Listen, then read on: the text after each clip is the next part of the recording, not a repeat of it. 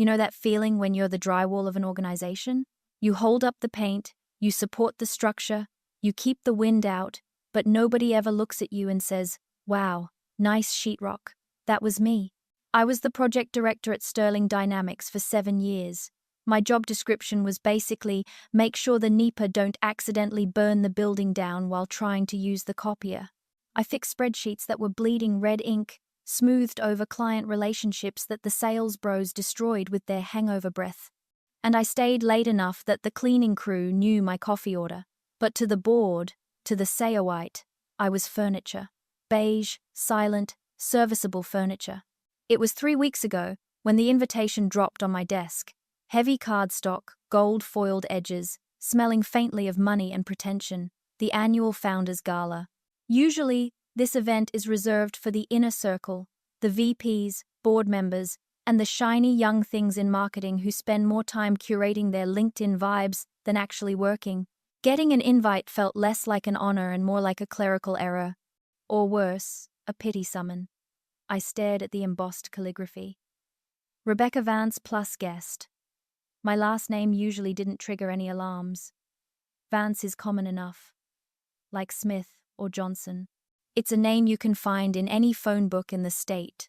Nobody at Sterling Dynamics remembered that 40 years ago the sign on the door didn't just say Sterling, it said Sterling and Vance. But history is written by the victors, and corporate history is written by the guys who own the shredders. My mother, Margaret Vance, had been erased from the company law so thoroughly that I could walk past her old office every single day without anyone knowing.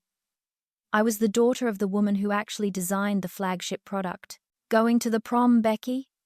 The voice came from Chad, a junior VP of strategy whose primary strategy involved delegating his entire workload to me while he practiced his golf swing in the break room. He was leaning against my doorframe, wearing a suit that cost more than my car, looking at me like I was a golden retriever trying to do calculus. "It's a gala, Chad." "And yes," I said, not looking up from my monitor. "I might stop by." "Cute," he smirked, sipping a green juice that looked like pond scum.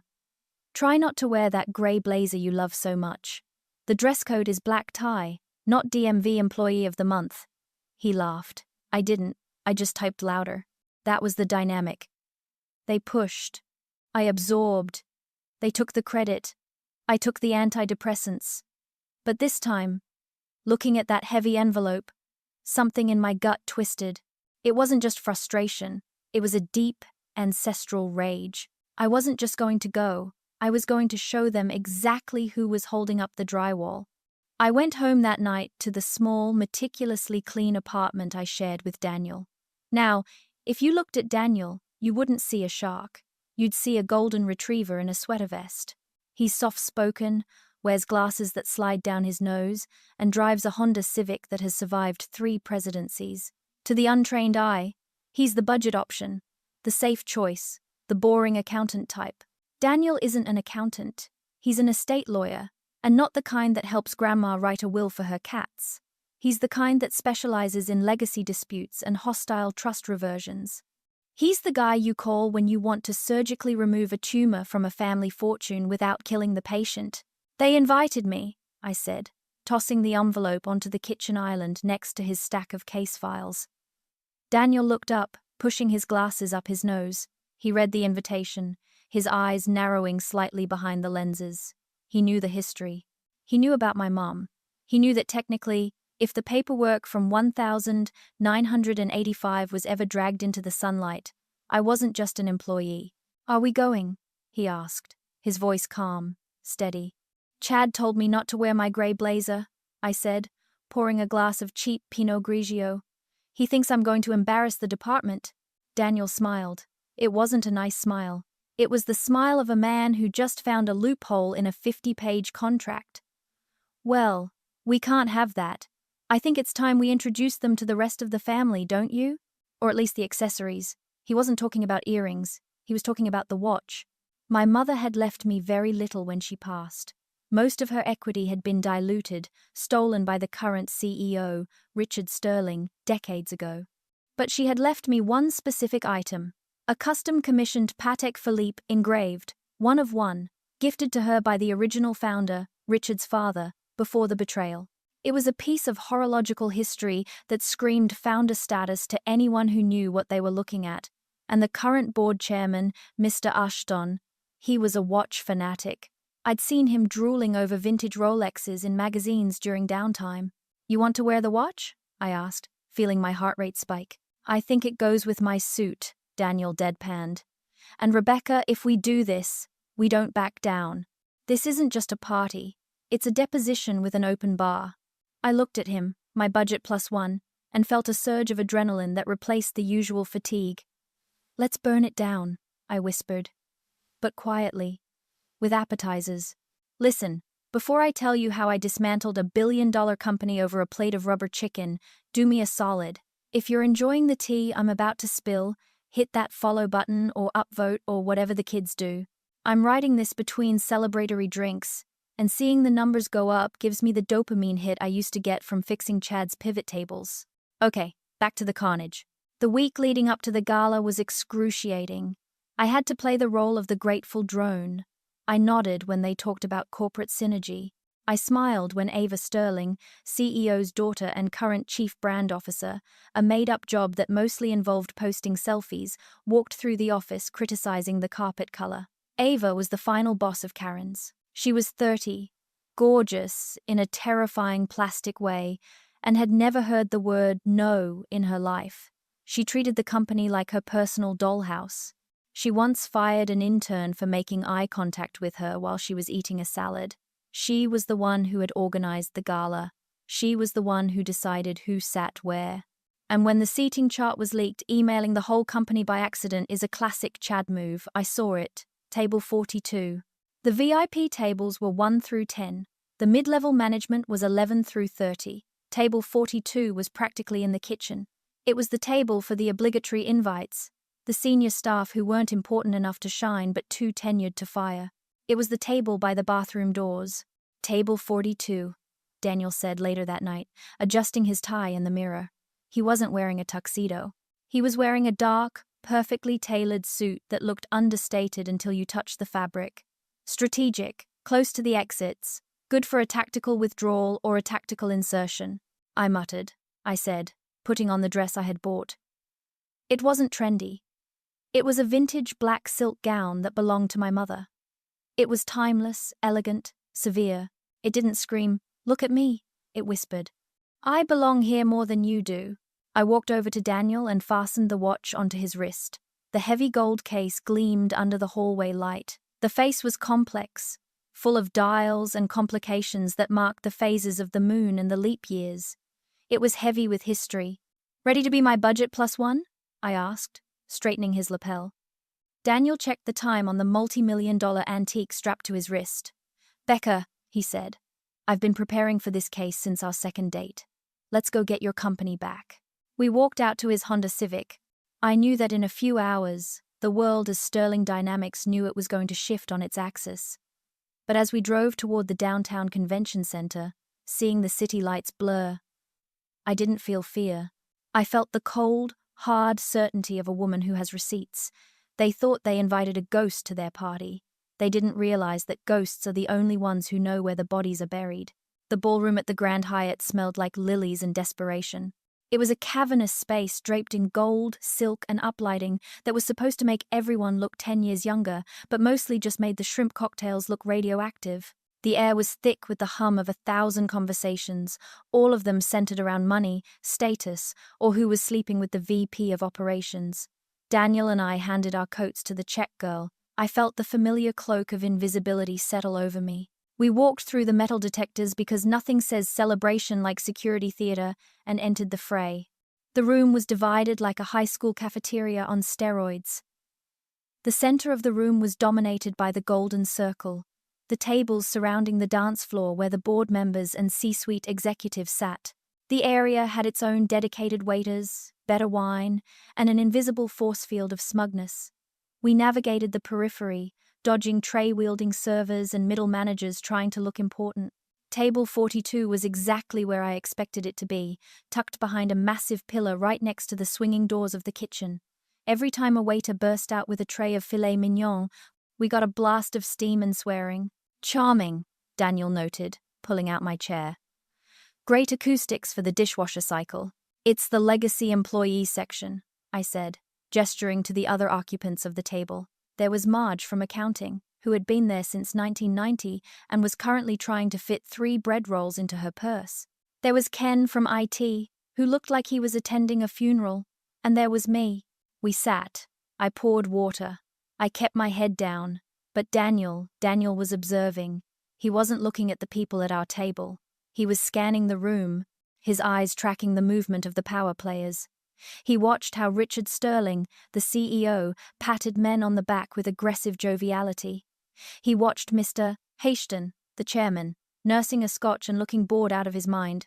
Then the atmosphere shifted. The air pressure in the room seemed to drop. Ava Sterling had arrived. She didn't just walk in, she invaded. She was flanked by her squad, 3 women who looked like clones of each other, all wearing dresses that cost more than my student loans. Ava was wearing a shimmering silver gown that looked like it was made of liquid diamonds. It was stunning, and she knew it. She moved through the crowd like a shark through a school of tuna, parting the sea of employees who were desperate for a nod, a smile, anything to validate their existence. She was heading toward the VIP section, but her path took her right past the pillar, past table 42.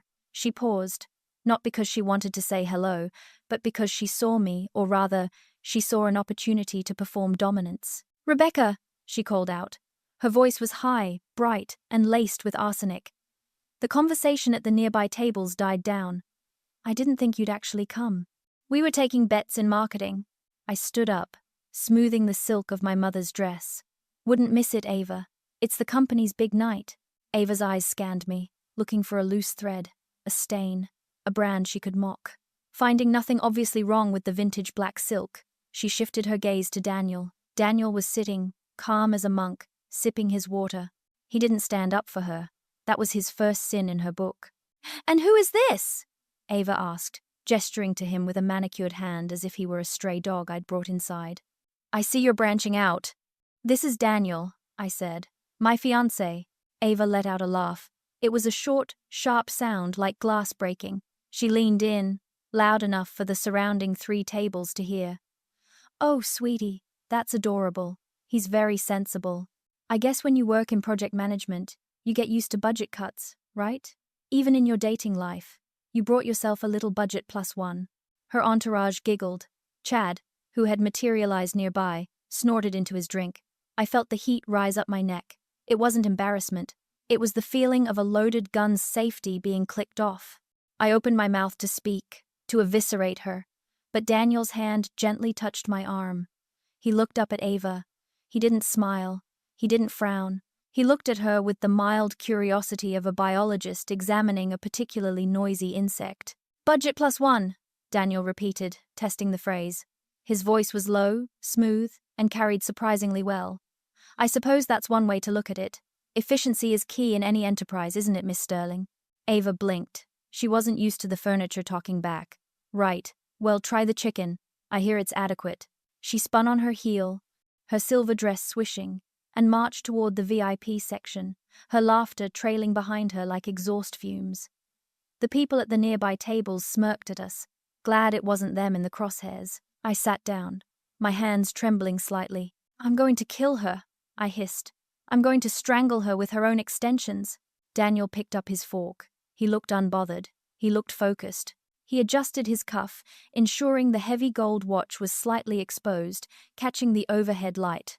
"Don't kill her, Rebecca," he said softly, buttering a roll. "That's illegal and messy. We're going to do something much worse." "What are we going to do?" "Let them notice us." He nodded toward the VIP section. Mr. Hastings, the board chairman, turned in his seat. The commotion with Ava had drawn his eye. He was looking past the pillar. He was looking at our table. And for the first time in 20 years, the man who held the keys to the kingdom wasn't looking at the CEO's daughter. He was squinting, his brow furrowed, staring directly at Daniel's left wrist. The bait was in the water. "Eat your salad," Daniel said. "Showtime is in 10 minutes. The salad course was a wilted affair. Iceberg lettuce drowning in a vinaigrette that tasted like battery acid. At table 42, the mood was somber. Marge was aggressively buttering her third roll, and Ken from IT was checking crypto prices on his phone under the tablecloth. We were the island of misfit toys, ignored by the mainland of success, happening 50 feet away. But I wasn't watching my salad. I was watching Mr. Huston. Arthur Hechton was a legend in the industry. He was 70 years old, hair like brushed steel and a face carved out of granite. He wasn't the CEO, Richard Sterling was the CEO, but Huston was the chairman of the board. He was the money, he was the history. He was the one who knew where all the skeletons were because he had paid for the shovels. And right now, he was ignoring the CEO's speech about Q3 synergies. He was staring at Daniel. Specifically, he was staring at Daniel's hand, which was resting casually on the white tablecloth. The Patek Philippe was gleaming. It wasn't a flashy watch. It didn't have diamonds. To a layman, it looked like an old, scratched gold watch, but to a collector, it was the Holy Grail. It was a 1,978 custom complication, commissioned by the founder, Elias Sterling, for his partner. There was only one in existence. I saw Huston lean forward. He took off his reading glasses, he wiped them, put them back on, and stared again. He whispered something to the person next to him, then shook his head. He stood up. The room was still buzzing with chatter. Nobody noticed the chairman walking away from the head table. He didn't walk with the swagger of the sales guys.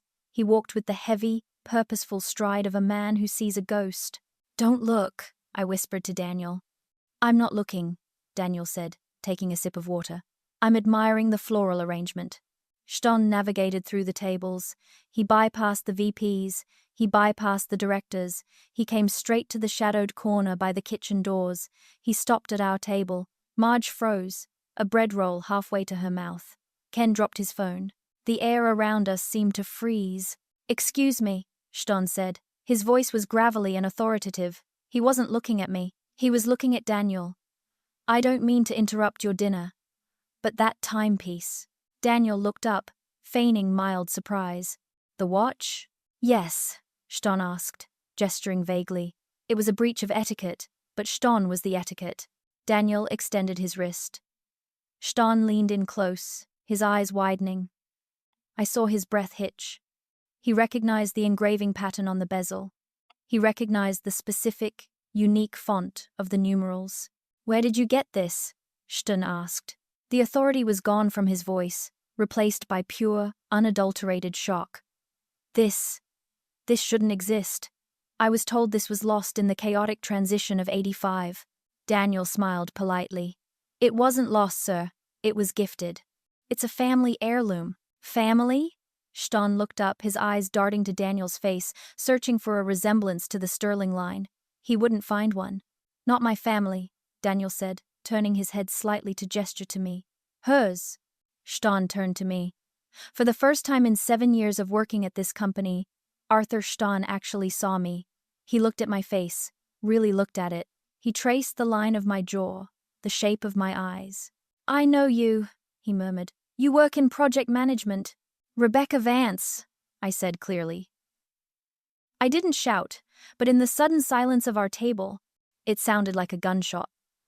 "My name is Rebecca Vance." The color drained from Huston's face so fast I thought he was having a stroke.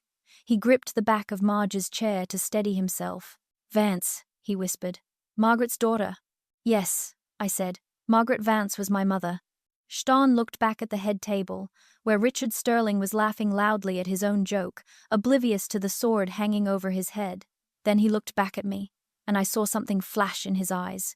Guilt, fear, calculation. "The watch," Ston said, his voice trembling. "It was Elias's gift to her when she left the board." "She didn't leave the board, Mr. Huston," I said, my voice steady, channeling every ounce of rage I had suppressed for a decade. "She was erased, and she didn't lose the watch. She kept it, along with the original articles of incorporation." Ston stood up straight. The shock was hardening into something else. He was a businessman first and foremost. He realized instantly that the narrative he had been fed for 30 years that Margaret Vance had sold her shares and vanished was a lie. And if the heir was sitting at table 42 wearing the proof, eating my salad, I said bluffing. "Rebecca," Ston said, and this time he used my name with respect. Please bring your fiancé. Come to the founder's room. He turned and walked away, not waiting for an answer. I looked at Daniel. He adjusted his glasses. Well, Daniel said, wiping his mouth with a napkin, I think we're done with the budget section of the evening. We stood up. As we walked away from table 42, following the chairman, I felt eyes on us. Ava was watching from the high table, a frown creasing her perfect forehead. She didn't know what was happening, but she knew that the furniture had just gotten up and walked out with the owner of the house. The game was on. The founder's room was a sanctuary of mahogany and leather, soundproofed against the noise of the gala outside. It smelled of old cigars and secrets.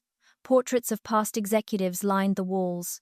There was Elias Sterling, founder, and next to him, a conspicuously empty space where a portrait had clearly been removed decades ago. A faded square on the wallpaper marked the spot where my mother should have been. Ston closed the heavy oak door and turned to us. He didn't offer us a drink. He looked like he needed one himself. For 30 years, Ston began, pacing the Persian rug. Richard told the board that your mother accepted a cash buyout. He said she wanted out. He said she was unstable, that she took the money and moved to Europe. She moved to LA, I said coldly. And she didn't take a buyout. She was forced out, locked out of the building, her access codes revoked overnight. You were there, weren't you? I was a junior associate then, Ston defended himself, though he looked weary. I saw the paperwork, the transfer of shares. It looked legitimate. It was a shell transfer, Daniel interrupted. He had opened his briefcase, which he'd checked at the coat check but retrieved on our way here. He pulled out a slender file folder. The shares were transferred to a holding company called Vance Future Trust. Richard told everyone that was an external buyer, but it wasn't. Daniel slid a document across the heavy table.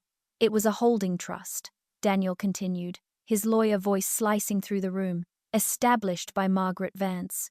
The terms were specific. The shares were not to be liquidated by the company within 10 years, or if the company failed to pay the agreed-upon dividends, which they never did. Because Richard thought the trust was a dummy corp, he controlled the ownership reverts. Ston picked up the document. His hands were shaking. He put on his glasses and read. I watched his eyes dart back and forth. I saw the moment the realization hit him. This is an automatic reversion clause, Ston whispered. Triggered upon the death of the primary beneficiary. My mother passed away 6 months ago, I said, my voice catching slightly. That's when the clock started ticking. The trust dissolved. The assets didn't vanish, Mr. Hotston. They reverted to the next of kin. Me, I added. Ston looked up. He looked at the document, then at me. He did the mental math. If this is valid, if these shares reverted. He trailed off.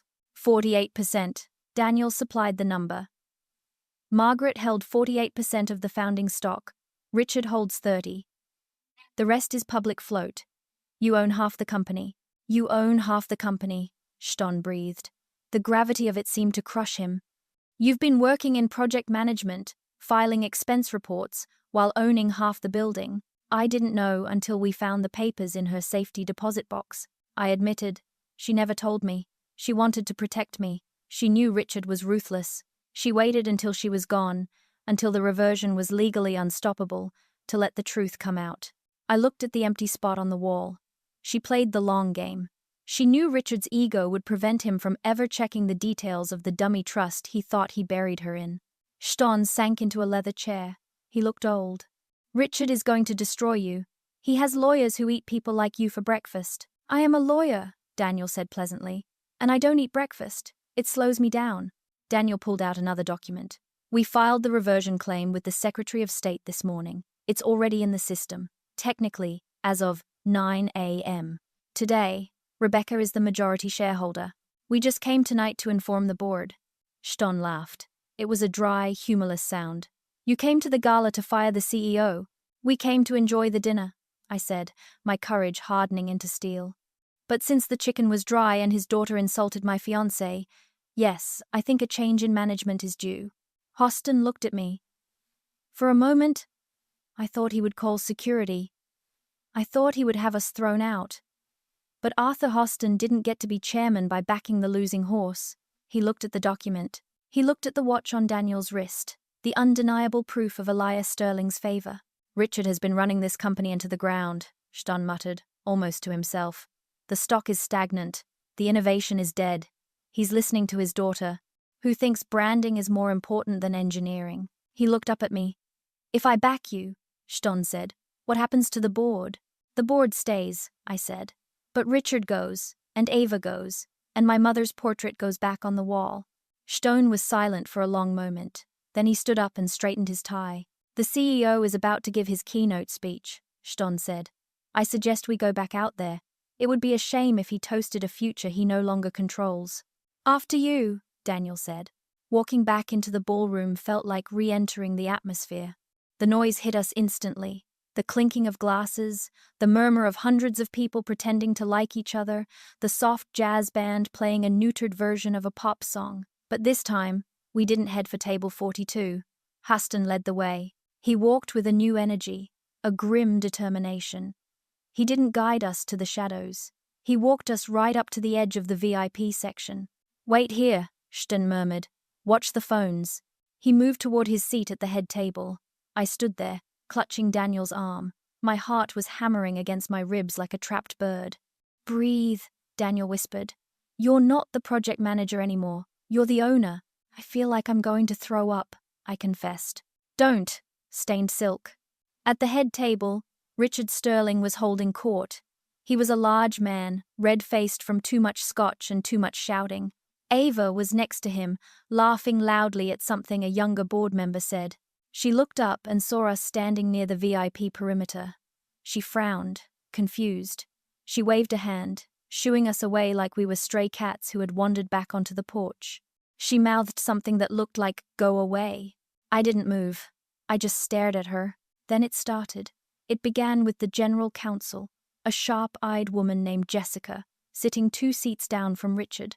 Her phone buzzed on the table. She glanced at it, frowned, and picked it up. Her eyes widened. She swiped, tapped, and read. Her face went pale. She looked up, scanning the room frantically until her eyes locked on Hashton, who was just sitting down. Then the CFO's phone buzzed. Then the VP of Operations. It was a domino effect of digital panic. The email Daniel had time to release was hitting the internal board server. Subject: urgent shareholder reversion, notice and asset freeze. I watched the ripple spread. One by one, the suits at the head table stopped eating. They stopped laughing. They picked up their devices. The color drained from the faces of the men who had spent years ignoring me in the hallway. Whispers started. Is this real? Who is Vance Future Trust? Look at the attachment. Ava, oblivious, was trying to get the attention of the table. Daddy, tell them the story about the yacht, she squealed. Richard, however, wasn't listening. Jessica, the general counsel, had leaned over and shoved her phone in his face. Richard, she hissed, you need to see this. Not now, Jess. I'm celebrating. Richard boomed. Richard, read it now. The tone of her voice cut through the alcohol haze. Richard grabbed the phone. He squinted at the screen. His jaw clenched. The red in his face deepened to a dangerous purple. He stood up. Who sent this? He roared. Is this a joke? Which one of you idiots got hacked? His voice carried over the jazz band. The room went quiet. People at the lower tables turned around. It's not a hack, Richard, Ston said calmly from his seat. He hadn't touched his phone. He was cutting his steak. It says here that Margaret's shares have reverted, Richard sputtered, spittle flying. Margaret is dead. I bought her out. This is fraud. It's a filing from the Secretary of State, Richard, Jessica said, her voice trembling. It's certified, Richard. The trust. It was never dissolved. Who is doing this? Richard roared, looking around the room like a wounded bull. Who is behind this? Ston put down his knife and fork. He wiped his mouth. He turned his chair slowly. I believe, Ston said, his voice projecting to the back of the silent room. The majority shareholder is standing right there. He pointed. Not at a lawyer, not at a bank representative. He pointed at me. Rebecca, the woman in the vintage dress, the woman who had been told to sit by the kitchen. Richard's eyes followed the finger. Ava's eyes followed. 300 pairs of eyes turned to look at the budget. plus one couple standing at the edge of the dance floor. Ava stood up, her lip curling. Her? The project manager? Daddy, she's nobody. She's bringing her weird boyfriend to crash the party, kick her out. I stepped forward. The fear was gone. The nausea was gone. All that was left was the ice. I'm not crashing, Ava, I said, my voice clear in the silence. I'm inspecting the assets. The silence in the ballroom was absolute. You could hear the hum of the HVAC system, which, ironically, I had scheduled for maintenance next week. Guess that's someone else's problem now. Richard Sterling stumbled away from the table, marching toward me. He was a big man, used to using his physical size to intimidate subordinates. But he stopped 5 feet away when Daniel stepped slightly in front of me. It wasn't an aggressive move, just a subtle shifting of geometry. A wall had been placed. Rebecca. Richard barked, trying to regain the persona of the benevolent but stern boss. I don't know what kind of prank you and your friend are pulling, but this is a career-ending move. Forging corporate documents, that's prison time. It would be, Daniel said, his voice conversational, if they were forged. But as your general counsel can verify, the notary stamp is from 1985, and the reversion filing is time-stamped today. Would you like the case number, Jessica? The general counsel was tapping furiously on her tablet. Richard, she said, her voice high and tight. I'm looking at the county clerk's database. It's there. The Vance Future Trust is active. The reversion clause is airtight. It can't be, Ava shrieked. She had come down from the dais to stand beside her father, looking like a prom queen whose crown had just been stolen. My grandfather built this company. We own it. She's just some admin girl. Your grandfather, I said, looking at Ava, built this company with my mother. They were partners, 50-50, until your father manipulated the board into pushing her out when she got sick. She was weak, Richard yelled. She couldn't handle the pressure. I saved the company. You stole the company, I corrected him. You moved her assets into a trust you thought you controlled, hoping she'd die quietly so you could absorb the shares. But you got greedy, Richard. You never liquidated the trust because you didn't want to pay the taxes on the transfer. You left it dormant. And because you left it dormant, the original bylaws applied. I took a step closer. Clause 14. Section B, I recited. In the event of the beneficiary's death without prior liquidation, all assets revert to the direct heir. Immediate vesting. Richard looked at Jessica. She nodded slowly. She looked like she wanted to crawl under the table. So, I said, looking around the room at the stunned faces of my colleagues. Technically, Richard, you work for me, and I have some concerns about your performance. A gasp rippled through the room. Chad, standing near the bar, looked like he had swallowed a lemon. You can't do this, Richard hissed, sweat beading on his forehead. I am the CEO. The board supports me. Do they? Daniel asked. He looked at Huston. Ston remained seated, swirling his scotch. He looked at Richard. The bylaws are clear, Richard. If she holds 48% and I hold 5%, and the public float is scattered, she controls the vote. She can call a no-confidence motion right now. I have 30%! Richard screamed. 30 is less than 53, Ken from IT shouted from table 42. God bless you, Ken. Ava stepped forward, her face twisted in ugly rage. You little witch. You think you can walk in here in your thrift store dress and take my legacy? It's not a thrift store dress, Ava, I said softly. It's a vintage Dior. My mother wore it to the ribbon-cutting ceremony of the first factory. The factory you tried to sell last year to buy a private jet. She's lying, Ava screamed, looking around for support. Security, get them out. 2 security guards in blazers started to move forward, looking unsure. Daniel raised his hand. He didn't look at the guards. He looked at Jessica. Jessica, Daniel said, as the acting legal representative for the majority shareholder, I am informing you that any employee who physically obstructs the majority owner will be terminated for cause immediately and sued for assault. Jessica stood up. Stand down, she ordered the guards. Her voice cracked, but the order was clear. The guards stopped. Ava stomped her foot, actually stomped it. Jessica, do your job. I am, Jessica said, looking at her tablet. I'm protecting the company from liability. And right now, Miss Vance is the company. Richard looked at his daughter, then at his lawyer, then at me. The realization was finally sinking in. The walls were closing. We can settle this, Richard said, his voice dropping to a desperate whisper. Rebecca, look, we can work something out. A raise, a promotion, VP of whatever you want. Just rescind the filing. A raise? I laughed. Richard, you missed the window for a raise about 5 years ago. I don't want a promotion. I want my mother's name back. The doors to the ballroom burst open. It wasn't a guest. It wasn't a waiter. It was a procession of 4 people in dark suits carrying briefcases. They didn't look like partygoers. They looked like undertakers for a funeral that hadn't been scheduled yet. Who are they? Ava demanded, her voice shrill. That, Daniel said, checking his watch, would be the process servers. Right on time. The lead suit walked straight up to Richard Sterling. The music had stopped completely. The only sound was the heavy footsteps on the parquet floor. Richard Sterling? The man asked. What now? Richard groaned. You are served, the man said, shoving a thick stack of papers into Richard's chest. He turned to Ava. Ava Sterling, you are also served. Served with what? Ava screeched. Not taking the papers. They fell to the floor at her feet. Temporary restraining order and asset freeze? Daniel explained helpfully. Pending a forensic audit of company finances. We have reason to believe that company funds specifically from the R&D budget have been misappropriated for personal use. The yacht, branding trips to Cabo. The courts found the evidence compelling. Richard turned purple. You audited me? How? I didn't, I said. You did. You made me manage the budget, remember? You made me fix the spreadsheets.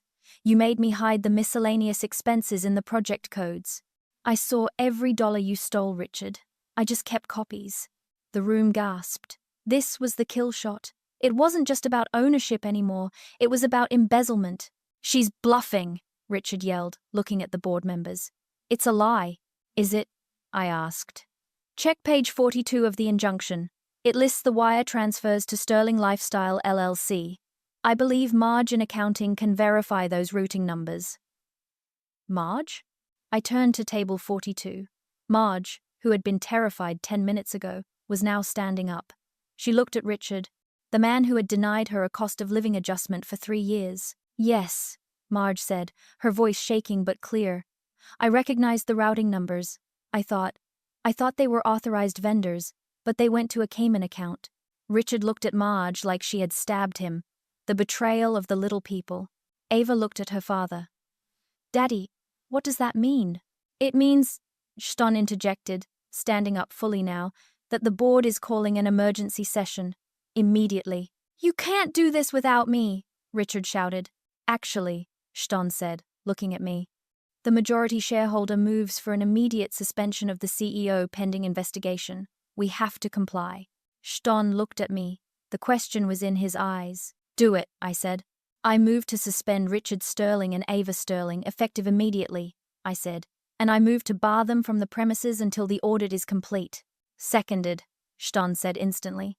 Thirded, said the VP of Operations, who had clearly just decided which way the wind was blowing. Fourthed, said Jessica, the general counsel. Richard looked around. His empire was dissolving in real time. His allies were jumping ship. He looked at me, his eyes full of hate. You're nothing, he spat.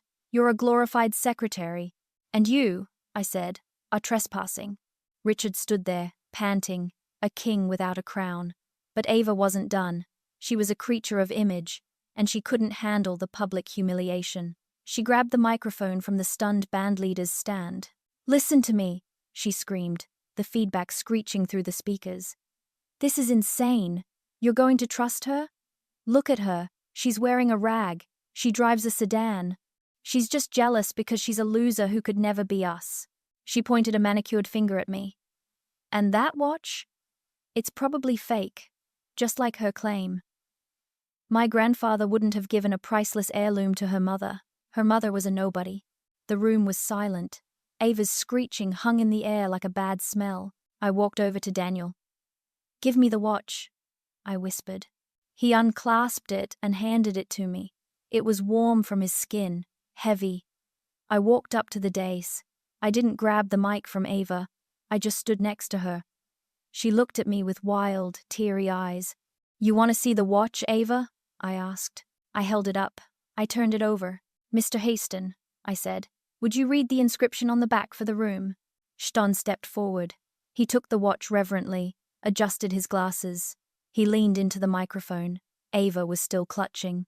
"It says," Ston read, his voice deep and resonant, "to Margaret, my partner, my conscience, the true genius behind the engine, Elias." A murmur went through the crowd. "The true genius. Your grandfather knew who built this company," I said to Ava, my voice calm but projecting. "He knew it wasn't him. It was Margaret. He handled the money. She handled the physics. She designed the propulsion drive that made you rich, Ava. She designed the patents that paid for your dress, and you treated her daughter like a servant." I turned to the screen behind the stage, which had been playing a loop of the company logo. "Daniel," I said, "play the clip." Daniel, who had connected his phone to the AV system while everyone was watching the argument, never underestimate a nerd with a dongle, hit play. The screen flickered. Grainy video from 1982 appeared. It was an interview with Elias Sterling, Richard's father. He looked young, vibrant. Interviewer: "Mr. Sterling, the new turbine is revolutionary. How did you come up with the intake design?" Elias on screen laughs. "Me? No, I can barely change a tire. That was Mag's Margaret Vance. She's the wizard. I just sell the tickets. Without her, this company is just a warehouse full of scrap metal." The video froze on Elias's smiling face. I looked at Richard. "You buried that interview. You scrubbed it from the archives, but my mother kept a VHS copy." I turned back to the room. "For 30 years, you've been told that the Sterling standard meant excellence," I said. "But the Sterling who runs this place now," I pointed at Richard, "is a fraud. He erased the woman who built the tech, and then he spent the profits on himself. The company isn't broke because of the markets. It's broke because he looted it." I looked at the employees at table 42, at the sales guys, at the marketing team. "I'm not here to destroy the company," I said. "I'm here to give it back to the people who actually do the work. Because unlike them," I gestured to Richard and Ava, "I know what it's like to fix the leaks." The applause started slowly. It was Marge, then Ken, then the entire back half of the room, then the managers. Then, finally, the board members, seeing the writing on the wall, joined in. It wasn't polite applause. It was a roar. It was the sound of 100 frustrated employees seeing the tyrant fall. Ava dropped the microphone. It hit the floor with a thud. She looked small, defeated. "Get out," I said to her, "and leave the company credit card." Security escorted Richard and Ava out the side door. Richard was threatening to sue everyone from the Supreme Court to God himself. Ava was crying, trying to text her influencer friends, but someone, probably Jessica, had already remotely bricked her company phone. The gala didn't exactly continue, but it didn't end either. It transformed. The tension broke. The invisible barriers between the VIP section and the rest of the room dissolved. People from table 30 wandered up to the front. The expensive wine was opened for everyone. Ston pulled out a chair at the head table, Richard's chair. He looked at me. "Your seat," he said. "Please." I sat down. The chair was comfortable. It felt right. Daniel pulled up a chair next to me. He poured me a glass of the vintage Cabernet that had been reserved for the CEO. "Well," Daniel said, clinking his glass against mine, "that went better than the rehearsal." "I think Marge is going to name her firstborn after you," I observed. Marge was currently high-fiving the VP of HR. "She'd better," Daniel said. "I'm going to need her help with the audit. It's going to be a bloodbath, Rebecca. Richard's finances are a disaster. We're going to be in court for years." "I know," I said, taking a sip of the wine. It tasted like victory. But we have the watch, and we have the building. The next few weeks were a blur of lawyers, press releases, and forensic accountants. The story broke in the Wall Street Journal, "The Invisible Heiress. How a project manager reclaimed a dynasty." The stock actually jumped 15% on the news that Richard the Leech Sterling was out. I moved into the corner office. The first thing I did was take down the portrait of Richard. The second thing I did was hang the portrait of my mother, Margaret Vance, back in its rightful place in the lobby. I didn't fire everyone. I kept Chad. Actually, I demoted him to junior associate and made him report to Ken. Watching him try to explain to Ken why he couldn't convert a PDF was the best entertainment money could buy. Ava tried to launch a podcast about toxic workplaces. It has 12 listeners. 7 of them are hate listening. As for Daniel, he's not my budget plus one anymore. He's the chief legal officer and my husband. We got married at the courthouse. No gala, just us, the watch, and a really good bottle of champagne. Sometimes, late at night, when the office is quiet, I walk past the boardroom. I look at the empty chair where Richard used to sit. I think about all the years I spent being invisible. I think about the grey blazer. I think about the people who look right through you because they think you don't matter. They forgot the most important rule of construction. The foundation is always buried, but if you mess with it, the whole house comes down. I'm Rebecca Vance. I own this place, and we're finally open for business. You're the real stars of the corporate jungle. Thanks for watching. Hit subscribe, or I'll flick the switch on your old cubicle memories.